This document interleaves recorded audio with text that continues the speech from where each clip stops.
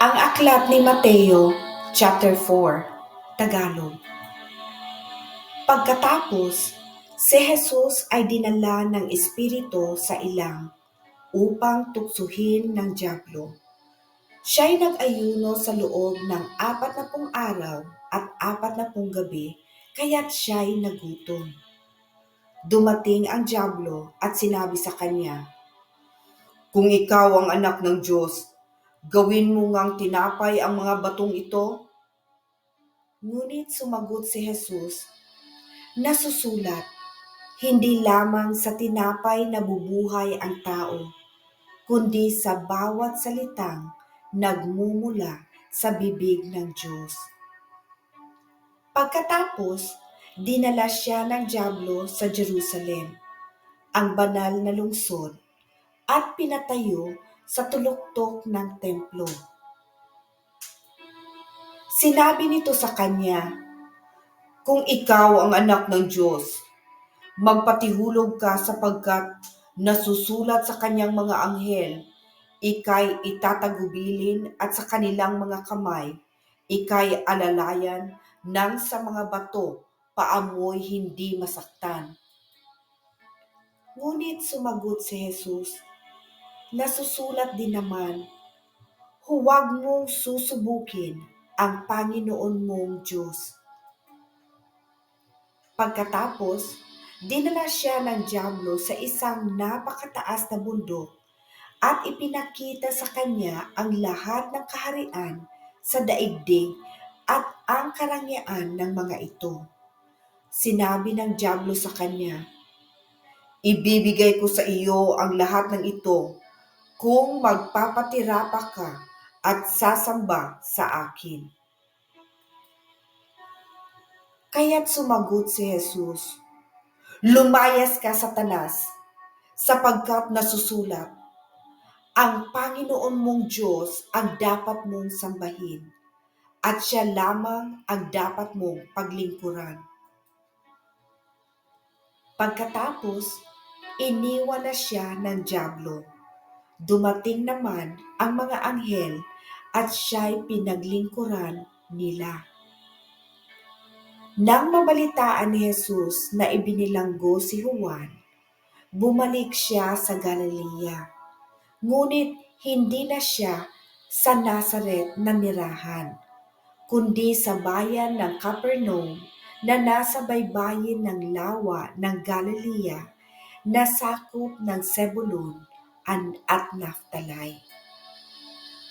Sa gayon, natupad ang sinabi ni Propeta Isaias, "Lupain ng Zebulun at lupain ng Naphtali, daanang papunta sa lawa, sa ibayo ng Jordan, sa Galilea ng mga Hentil."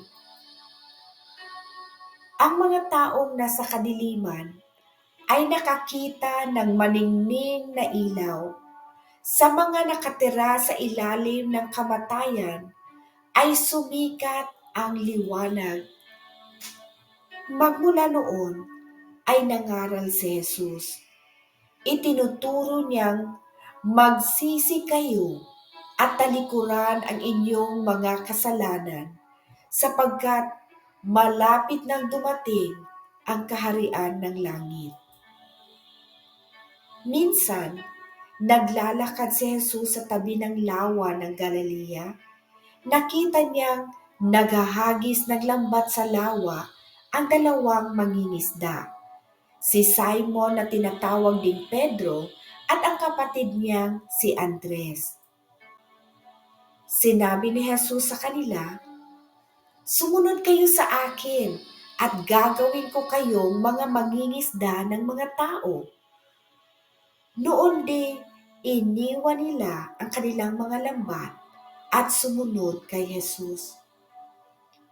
Nagpatuloy siya ng paglalakad at nakita rin niya ang magkapatid na Santiago at Juan na mga anak ni Zebedeo. Sila'y nasa bangka kasama ng kanilang ama at nag-aayos ng lambat. Tinawag din sila ni Jesus.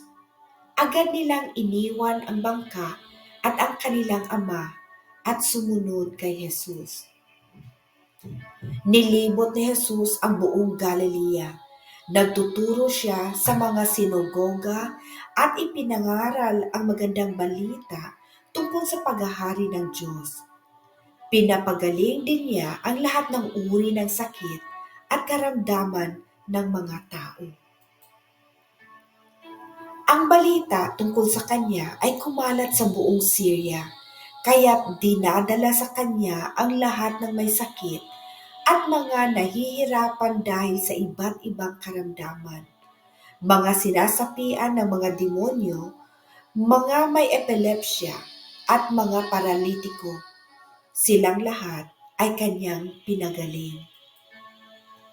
Dahil dito, sinusundan siya ng napakaraming tao buhat sa Galilea, sa Decapolis, Jerusalem, Judea, at maging sa ibayo ng Jordan.